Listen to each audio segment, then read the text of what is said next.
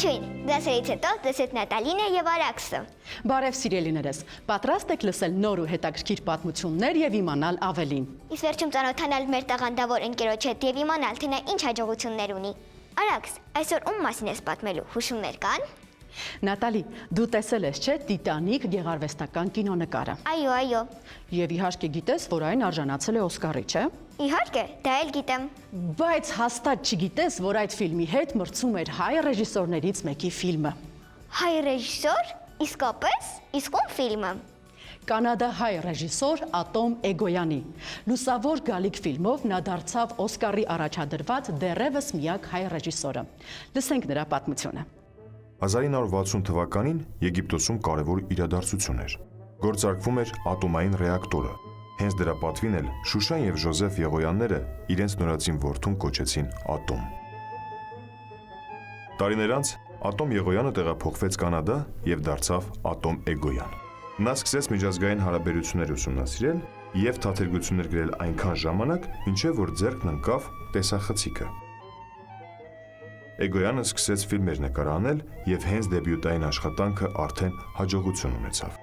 Ֆիլմեր ոչ բոլորի համար։ Այսօր այսպես են բնորոշում Ատոմ Էգոյանի ֆիլմերը։ Կինոքննադատները բարձր են գնահատում նրա ժապավենները, բայց դրանք երբեք ֆինանսական մեծ հաջողություններ չեն ունեցել։ Իսկ ես կարող եմ գիտել Ատոմ Էգոյանի ֆիլմերը։ Կարծում եմ դեռ ոչ, տարիքային սահմանափակումներ կան։ Նատալի, առհասարակ ֆիլմեր ընտրելիս անպայման նայր, արդյոք համապատասխանում է այն քո տարիքին, թե ոչ։ Շատ լավ։ Ատոմ Էգոյանը նկարել է շատ ֆիլմեր, հարցեր է քննարկել եւ լինելով հայ չէր կարող չնկարահանել ֆիլմ հայոց ցեղասպանության մասին։ Էգոյանը նկարահանել է հայոց ցեղասպանության մասին պատմող Արարատ ֆիլմը, որտեղ Արշիլ Գորկու կերպարը օգտագործել է որպես անցյալն ու ներկան իրար կապող խորհրդանիշ։ Արարատ ֆիլմում նկարահանվել են Շարլ Ազնավուրը, Արսենե Խանջյանը եւ մի շարք հայտնի դերասաններ։ Իդեպ ռեժիսորն այնքան էր սիրում Արշիլ Գորկու արվեստը, որ իր որդու անունը Արշիլ է դրել։ Իսկ Արարատը հաջողություն ունեցավ։ Բավականին մեծ։ Ատոմ Էգոյանի ֆիլմերը մեկը մյուսի հետևից առաջադրվում էին Կաննի, Տորոնտոյի, Բերլինի կինոփառատոների գլխավոր մրցանակներին։ Նա հայտնի անուն է կինոաշխարհում։ Երբ մի փոքր էլ մեծանամ, անպայման կդիտեմ Էգոյանի ֆիլմերը եւ մենք միասին կքննարկենք։ Շատ լավ, իսկ մինչ այդ ուսումնասիրիր նրա կյանքի մանրամասները։ Ճանաչենք Հայաստանում եւ արտերկրում ապրող մեր հայ մեծերին։ Ողջույն, ձեզ հետ կրկին Հայկն է։ Այսօր մեր տաղավարում է գտնվում 14 տարեկան Արամ Հակոբյանը։ Նա եւ խաղեր է ստեղծել, եւ ռոբոտներ է պատրաստել, եւ մտածում է, թե ինչպես կարող է օգտագործել արհեստական ինտելեկտը իր ապագա նախագծերում։ Եկեք ծանոթանանք նրա հետ։ Ողջույն։ Ողջույն։ Կասես, թե ինչպես սկսեց քեզ մոտ այդ սերը ծրագրավորման հանդեպ։ Ինչպես սկսեցիր հետաքրքրվել ծրագրավորմամբ։ Որ մայրիկի գործի տեղի մոտիկ խմբակ բացվեց, ես ինձ մայրիկը տարավ այնտեղ, դրանից հետո տարբեր ինչ մայրիկը տեսնում էր այդպես ծրագրավորման հետ կապված այդտեղ տանում էր, ես տարբեր լեզուներ փորձեցի մինչև Python-ը, հետո Python-ով արդեն խորացա, մինչև այդ մնացած ծրագրավորման լեզուներն է փորձեցի, բայց այդքան չխորացա այդքան դրանց մեջ, հետո խորացա Python-ով, այդ Python-ի տեղը ինձ առաջարկեցի նաև ռոբոտաշինությունը, այդտենց ես ռոբոտաշինությունն էլ։ Այսինքն, եթե մայրիկը քեզ չառաջարկեր եւ այդ դասերին չտաներ, դու չէիր հետաքրքրվի ծրագրավորմամբ եւ ռոբոտաշինությամբ։ Ես հետաքրքրված էի, բայց դա ավելի շատ բան եղավ, կարող է որ չտաներ, այդքան շատ չհետաքրքրվեի ու տենց չստացվեր, որ ես այդ ծրագրավորմամբ շարունակեի։ Իսկ դու ինչ ես արել ծրագրավորմամբ, կոնկրետ խաղեր ես ստեղծել, դա գիտեմ։ Ինչ խաղեր ես օրինակ ստեղծել, կպատմես դրանց մասին։ Հիշողության խաղեր եմ ստեղծել, մաթեմատիկական խաղ եմ ստեղծել ու տենց տարբեր խաղեր։ Օրինակ մաթեմատիկական խաղը ինչ է, կներկայացնես։ Մաթեմատիկական խաղը ինքը քեզ ամեն անգամ նոր ինչ որ հարցեր էր տալի, խնդիրներ կամ տենց գումարում հանում, բազմապատկում ու դու ամեն պատասխանելուց անցնում էիր հաջորդ level ու տենց մի քանի level-ով սարքել էի, բայց ամեն անգամ տարբեր էր լինում։ Բայց այդ խնդիրները դու ես ներմուծել ծրագիր նախորոք, թե ինքն է ընտրում։ Ինքն է ընտրում ռանդոմով։ Իսկ ինչ ծրագրով ես պատրաստել այդ խաղը։ Python-ով։ հիմնականում սաղ Python-ով։ Գիտեմ, որ կա Scratch ծրագիրը, որով սովորում են երեխաները սկզբնական տարիքում։ Օրինակ դու սկսել ես դրանով կամ օգտագործում ես այդ ծրագիրը։ Չէ, չեմ օգտագործել вообще։ Սկզբից հենց ծրագրավորման լեզուներն եմ սկսել։ Օրինակ որ ծրագրավորման լեզուները գիտես եւ որոնց ես տիրապետում։ Մենակ Python-ին հիմա, բայց առաջ շատ եմ փորձել տարբեր լեզուներ, բայց մենակ Python-ն է այդպես ստացվել։ Իսկ կա ինչ-որ խաղ, որի մասին երազում ես, որ ուզում ես իրականացնել այդ խաղը։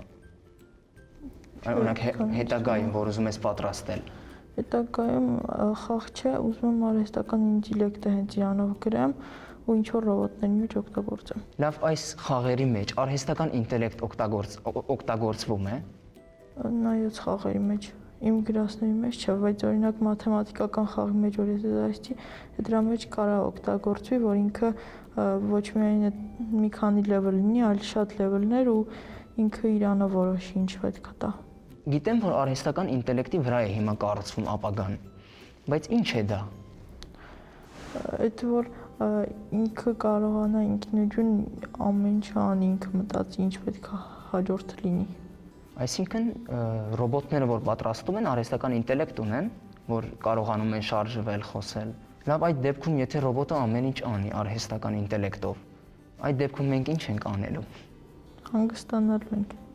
Այսինքն Լավ ռոբոտները ժամանակ ենք անցկացնելու։ Այսինքն ռոբոտները շատանում են, որ մարդկանց կյանքը հեշտանա։ Իսկ դու ինչ ռոբոտ ես ուզում պատրաստել, կամ ինչ ռոբոտ ես արդեն պատրաստել։ Ռոբոտներ հիմնականում ինքը հանձնարարություն անելու համար ռոբոտներ ենք պատրաստել, բայց ապագայում ուզում եմ ինքը մարդու նման ռոբոտ պատրաստեմ։ Իսկ ինչ գործողություններ է կատարելու այդ Ինչ մարդուն։ որ մարդը։ Այսինքն ամեն ինչ անելու է։ Օգնելու է մարդուն, այսպես ասած։ Օրինակ դու կուզենայիր ինչ որ ռոբոտ ունենալ, որ քեզ օգներ եւ ամեն ինչ աներ քո փոխարեն։ Հա կուզենայի, որ մենք ավելի մենք այդ ռոբոտներին կստեղծեինք, իրանք մնաց աշխատանքը ամբողջովին կանեին։ Իսկ մենք ինչ ենք անելու այդ դեպքում, եթե ամեն ինչ իրենք են անելու։ Մենք իրանց արածները վայելելու ենք։ Գիտեմ, որ մանուկ հասակում մասնակցել ես ծրագրավորման մրցույթի։ Կպատմես այդ մրցույթի մասին։ Ինչ մրցույթ էր եւ ինչ հաջողություն ես գրանցել։ Այդ մրցույթը տեղի ունեցել այբում, ինքը ծրագրավորում, այդքան է ծրագրավորման լեզու չէր, ինչ որ ինքը ավելի այտենց դու ծրագիրի ինչ որ բաներով պետքա գրեիր, քառակուսի ինքը վրան ինչ որ բան գրած էր, օրինակ առաջ գնա, դու պետքա դրանք միացնեիր ու ծրագիր գրեիր, ինքը 16 թե 17 հատ որ անում էր, իր հանձնարարությունները տված անում էր ու ինքը քեզ սերտիֆիկատ էին տալի այբում ու դու կարայիր ոչ միայն մի հատիկ անեիր, այլ ավել։ Իսկ քեզ մոտ ինչպես ստացվեց այդ առաջադրանքը, ամբողջովին կարողացար հաղթահարել այդ։ Հա, ամբողջովին կարողացա ու մի քանի հատ արեցի դες։ Իսկ բացի ծրագրավորումից եւ ռոբոտաշինությունից, ունես այլ հոբիներ, այլ զբաղվածություններ, հետաքրքրություններ։ Ինձ հետաքրքրություններ մենակ խաղերն են հիմնականում, երբ որ տենց ոչ մի դաս ու ծրագրավորման հետ ոչ մի բան չունեմ անելու, հիմնականում խաղեր եմ խաղում։ Այսինքն սիրում ես խաղալ, թե ստեղծել։ Համ ստեղծել, համ խաղալ, համակարգչային խաղեր։ Իսկ ընկերների հետ խաղալ կամ բակում խաղալ, այդպես չես խաղում, թե միայն on-line խաղերի վրա ես։ Հիմնականում դպրոցի ժամանակ իմ մոտ դպրոցը մի քիչ շատ ուշաբերչամ ու պարապմունքներ ա լինում, ես արդեն ուշաշատ լինում, այդքան հավես չեմ ունենում դուրս գալ, հոգնած եմ լինում, իսկ շաբաթ կիրակի կամ արձակուրդներին հիմնականում միշտ դուրսն եմ։ Շատ լավ։ Իսկ ասես, թե ինչ ես ուզում դառնալ։ Որոշել ես ինչ ես ուզում դառնալ։ Հա, որոշել եմ ուզում եմ հենց ծրագրավորող դառնամ։ Իսկ ինչ է հարկավոր լավ ծրագրավորող դառնալու համար առաջին հերթին, ինչն է պետք ուշադրություն դարձնել։ Պետքա տրամաբանություն շատ լավ ունենալ ու պետք է այդ սաղ ծրագրավորման բաները հիմնականում հիշել, բայց եթե չհիշեցել ավելի օգնում ավելի տրամաբանությունը, որտեվ ծրագրավորման այդ տերմինները ինքը Google-ում տալիս է ու դու կարող ես հանգիստ մտնես նայես ու ծրագիրը չշարունակես, բայց տրամաբանությունը կարող է ծրագիրը գրես ու սխալ ստացվի տրամաբանությամբ ու ստացվի ինձ որ քո ուզած բանը չի անում, բայց ոչ մի սխալ չես արել դու։ Շնորհակալություն քեզ Արամ, որ այսօր այստեղ էիր։ Ես քեզ մաղթում եմ մեծ հաջողություններ այս բոլոր ոլորտներում, որով դու զբաղվում ես, շատ լավ խաղեր ստեղծես, շատ լավ ռոբոտներ ստեղծես, ես բոլորին կսպասեմ եւ մենք հետագայում նորից կզրուցենք։ Շնորհակալություն։ Շնորհակալություն ստեսություն։ Դե ինչ սիրելի հեռուստադիտողներ, ձեզ հետ Հայկներ։ Այսօրվա համար այսքանն էինք պատրաստել։ Կհանդիպենք։ Կրկին հերթը մեզ հասավ։ Ես եւ Նատալին այսօր էլ ունենք շնորհալի հյուր։ Այսօր մեր հյուրն է Մերի Տեր-Ղուկասյանը, Մերին ֆլեյտահար է, նա բազմաթիվ հաջողությունների է հասել, ինչպես Հայաստանում, այնպես էլ արտերկրում։ Չի պատկերացնում իր առօրյան առանց ֆլեյտայի։ Եկեք ծանոթանանք։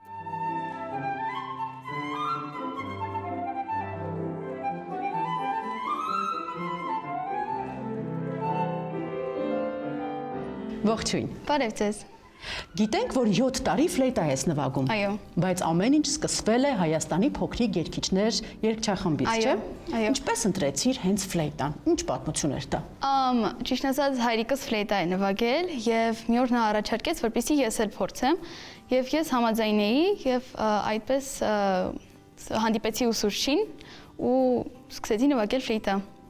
Կարծեմ դաշնամուր կամ ֆլեյտա չէ պետք է ընտրեի։ Ես դաշնամուր էի նվագում, որպեսզի կարողանամ ընդունվել հայ փոքրիկ երգիչներ եւ դաշնամուրը չստացվեց եւ որոշեցի, որ պետքա ընդունվեմ ֆլեյտայի եւ արդեն նորմալ հաճախ եմ եւ փորձեմ նվագել։ Իսկ հայրիկի գործիքը տանը երբևէ փորձել էիր էլի նվագել։ Այո, բայց ճիշտ ասած այդ ժամանակ չգիտեի ինչպես են բռնում, ինչ են անում, բայց հետո արդեն նվագեցի եւ հետո արդեն ունեցա իմ գործիքը։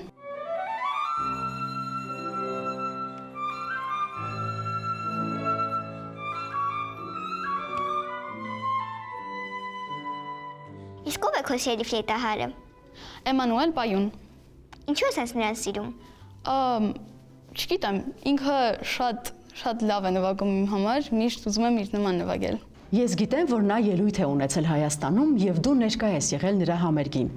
Կիսվիր քո տպավորություններով։ Այո, երբ ես լսեցի, որ նա գալիս է Հայաստան, ես անմիջապես իմ ուսուցչի հետ մենք որոշեցինք, որ պետք է գնանք իր համերգին, եւ հենց այդ օրը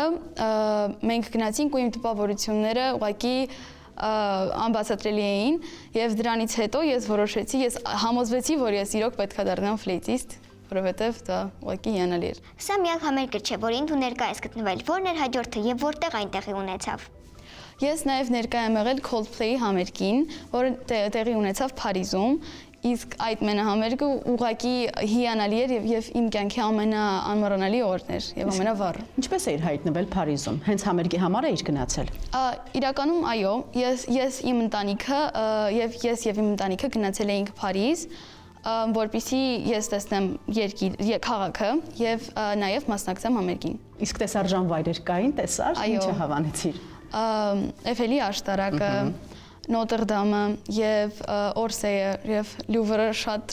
լավ տեղեր։ Իսկ հիմա վերադառնանք Հայաստան։ Դու այստեղ մասնակցել ես բազմաթիվ մրցույթ փառատոների, վերածնունդ, Art Music։ Կարող ես ասել, ինչ առավելություններ են տալիս այս մրցույթները քեզ։ Իրականում նրանք ինձ համար շատ կարեւոր են եւ ինձ կարող են օգնել հետագայում ինչ որ լավ university ընդունվելու համար եւ ես ուղղակի շատ ուրախ եմ, որ ունեմ այդ մրցանակները։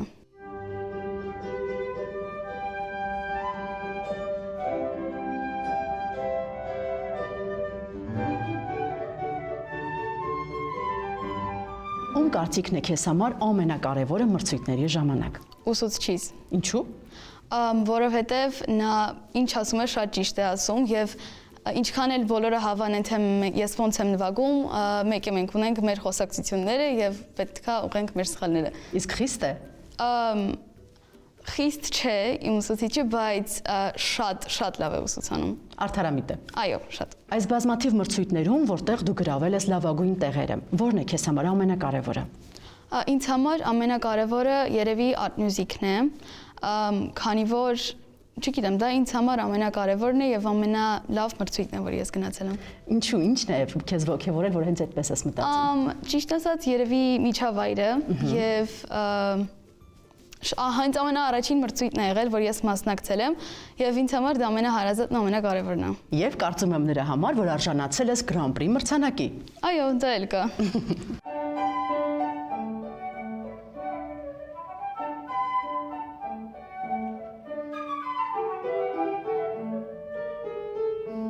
Դու նաև սովորել ես Ամերիկայի Միացյալ Նահանգներում, ինչպես դա պատահեց։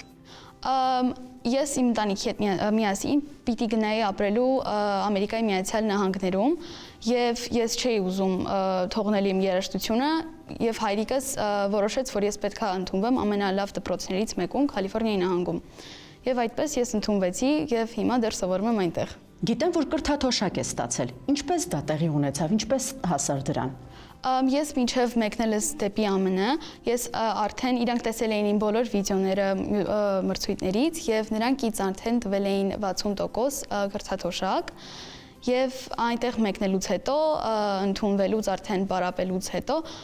երևի ձմռանը նրանք ինձ տվեցին 100% կրթաթոշակ։ Դու դեռ շարունակում ես ուսանել այնտեղ, հեռահար ես սովորում։ Այո։ Օնլայն տարբերակով դեռ։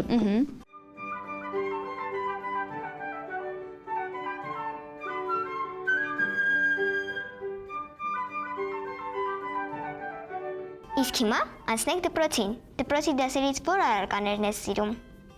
Ամենաշատը սիրում եմ համաշխարհային պատմությունը եւ անգլերենը։ Իսկ ինչու ես դրանք սիրում։ Անգլերենը երևի որովհետև լավ եմ անգլերենից եւ լեզուն իրականում շատ եմ սիրում, իսկ համաշխարհային պատմությունը ուղղակի շատ եմ հետաքրքրված եւ շատ է հետաքրքրում այդ թեման։ Դու ամբողջ ժամանակդ գրեթե անցկացնում ես երաժշտության մեջ։ Օրական քանի ժամ ես պարապում։ Օրական երևի պարապում եմ 2 ժամ,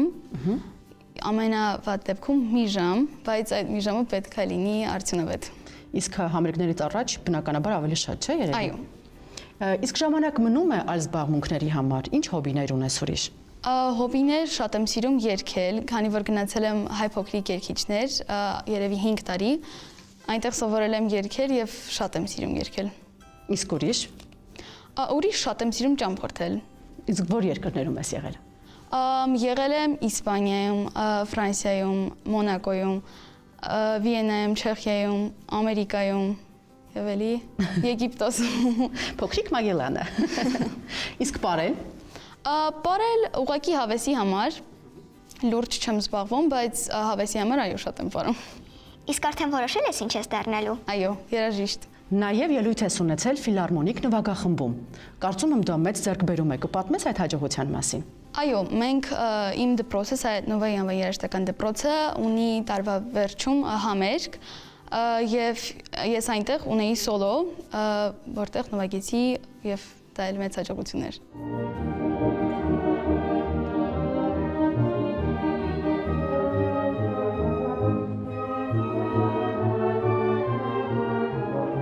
Ինձ մնում է հարցնել, ո՞րն է քո ամենամեծ ձեռքբերումը երաժշտության ոլորտում։ Երևի հենց նվագել ֆիլհարմոնիկում, դա ինձ համար շատ մեծ էր եւ ունենալ այսպիսի ուսուցիչ եւ Ամերիկայի Միացյալ Նահանգներում ունենալ 100% կրթաթոշակ ամենալավ դպրոցում։ Դու արդեն ունես։ Ուրիշ դպրոց ես ուզում տեղափոխվել։ Դե որ մեծանամ, ուզում եմ գնալ Նյու Յորք եւ ուզում եմ շարունակել այնտեղ։ Այո, եւ դառնալ լավ երաժիշտ։ Իսկ կա բեմահարթակ, որտեղ ուզում ես ելույթ ունենալ։ Այո, Վիեննայի օպերայի բեմահարթակը։ Իսկ այժմ մենք քեզ համար պատրաստել ենք բլից հարցեր։ Պատասխանիր առանց երկար մտածելու, լավ։ Շատ լավ։ Ճանապարհորդել նավով, թե ինքնաթիռով։ Ինքնաթիռով։ Բախ թե Մոցարտ։ Մոցարտ։ Թենիս, թե շախմատ։ Շախմատ։ Բնություն թե մեծ քաղաք։ Մեծ քաղաք։ Շոկոլադ, թե պաղպաղակ։ Շոկոլադ։ Քեզ մեծագույն հաջողություններ ենք մաղթում։ Մերսի շատ։ Կհանդիպենք մեծ բեմերում, լավ։ Այո, անպայման։ Դասերից հետո մոտեցավ ավարտին։ Ձեզ հետ Նատալին էր եւ Արաքսը։ Մինչ հանդիպում։ Առայժմ։